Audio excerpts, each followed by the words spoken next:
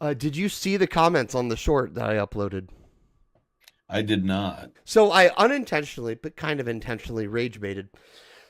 I took a short of the clip of us talking about my initial thoughts to Knives Out 3, aka I Hmm. was doing stuff while listening to it, and someone was like, "You were doing other stuff while watching the movie, and your overall metric here is based on how often it grabbed your attention. I'm never watching movie reviews on the internet again." I mean, He's not wrong, to be yeah. fair. But also, I think it's a fair metric because if a movie can pull your attention while you're doing other things, that probably means it's going to be that much more immersive when you're actually giving it your full attention.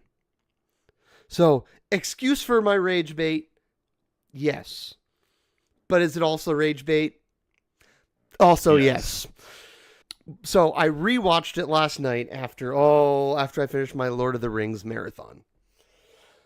And I have actual thoughts. So, let's get this started with a sip of water or something to hydrate my throat. Now that we got the important part taken care of, have you yet watched it? I assume not, but I'll ask it. I have not. No, I have not. Okay.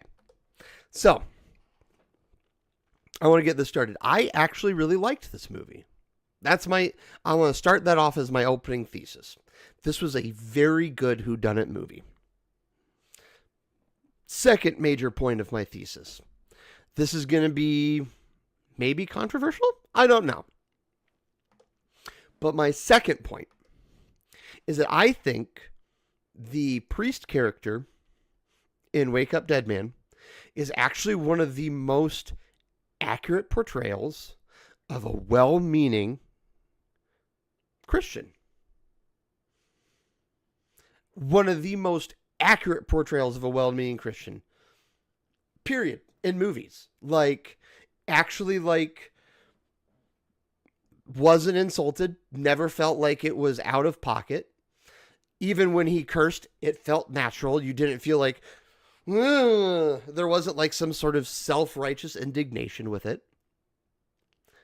Now, not only that, the movie does a phenomenal job at poking, at satirizing the neo evangelical conservative movement, too. Yeah. In so much that you have the character, I don't remember the full character, Psy, where he's basically YouTube influencer who is using far alt right things to try to gain clout and attention to he's like the alt right drama king, right? Like, oh, there's the gay agenda, and then there's this agenda, and then there's this agenda, and then there's this agenda. They did Ryan Johnson did a really good job at poking at that just perfectly without it actually being, at least to me, and I speak as more of the I really am a centrist. There's things I'm conservative, things I'm liberal on. But I was more of a centrist. There are things that I never felt actually offended. I was actually like, these are real things. Like what there's like one this line is like, I think you're just co-opting the church, and I don't think Christ would actually act like this. And it's like, nailed it. Um, but they also do a good job of satirizing some of the things that can be satirized within Christianity. Um, and then on top of it, it's a really good whodunit. It's actually a really good whodunit with multiple twists. Like Hmm. it's a movie that's well aware of the whodunit metas. Like it will be like it straight up talks about the locked door meta in whodunits, right? Like someone gets killed behind a locked door. How did it happen, right? Did it happen beforehand? Well, how could it have happened? Like I thought it was very cleverly written in that light. Like it's self aware of the fact that it's self-aware is the wrong way to put it, but it's almost self-aware that it's a whodunit movie. They're not like breaking the fourth wall or anything. They're just, maybe I'm just describing it wrong, but like anyway, I'll move on. I kind of get what you're saying. Like yeah, it's not breaking the fourth wall, but like it's aware that it's a whodunit story. It portrays Christians well. It portrays the flaws in Catholicism well. And not only that, I think because of the character of Benoit Blanc, who is this purely logical character, right? And even his character in this movie likes talking about like where I'm not a religious guy. I see things as logical. Everything has a reason, right? He's like, at one point he's like, well, Apostle Paul probably just had pink eye. And they're talking about the Damascus moment, and that's kind of a key for a couple plot reasons in the movie. So I won't spoil too much, but like they're talking about this Damascus moment. He's like, well, Paul just probably had a case of the pink eye or something, you know. So his character is continuing to stay faithful to the fact that he is this purely logical person, but then at the end it throws his logic on his head. But still it throws the logic on his head, which causes him to be wrong and simultaneously correct. And not only that, I thought it was really good. One of the major flaws, I would say, about the movie is that the side characters aren't as intriguing. So like in 1 and 2, so in Knives Out 1, all the side characters were just chef's kiss. Like I don't remember a bad give me 1 second. I don't remember a bad side character in the first Knives Out movie. They were all cleverly written, cleverly interacting, and you know, there were good red herrings and good actual like pieces of evidence. Right. In 2,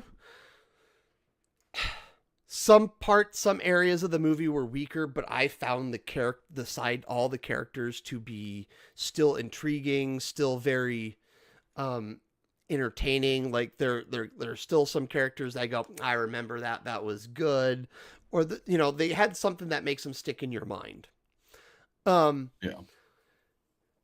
3, I felt that there were a few characters that just were forgettable. Like they were, at least one character in particular is super important to the ending. And maybe, to be fair, it is on purpose because you want to leave some discovery, right? It's a whodunit, so you want to have some discovery. And so having something kind of hidden, or you kind of go, oh, that, you kind of go, oh. But having something, well, calling her important to the ending would be a little incorrect. But there's at least a couple characters that are very forgettable.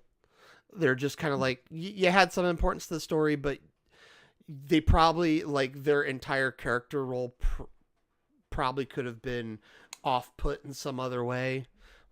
Which is unfortunate because, like, you know, everyone worked their butts off and they had to memorize lines and all that kind of stuff. Like they had to do stuff. So you don't want to say like this character's worthless, but there were just some characters that were forgettable, which is unfortunate because it feels like there have been more forgettable characters in each preceding movie. 1, every character is pretty great. 2, lots of characters are good, but there were a couple forgettables. In 3, there were, because it's a smaller cast, a smaller main cast, the more forgettable characters, the gap feels bigger, you know? Yeah. So, but overall, it's still a really fun movie with some good twists. Yeah, I'll say for anyone who likes a good whodunit, it's still a very enjoyable movie. And for anyone out there who, I don't know, is more conservative and they're like, well, I want my Christians to be portrayed right. honestly, you're not going to be offended by this movie, and you may at some points actually find yourself a little moved by some, frankly, some based things that come out of this movie. So, based no matter what side of the aisle you're on, by the way, because they will, again, they poke at some of the neoconservative bullcrap going on too. So, like, there's some good poking all around and a lot of respect all around, and it's a solid whodunit. It's about 2.5 hours, but I think it's a worthy 2.5 hours. I did enjoy Glass Onion, so I will have to give this one a watch.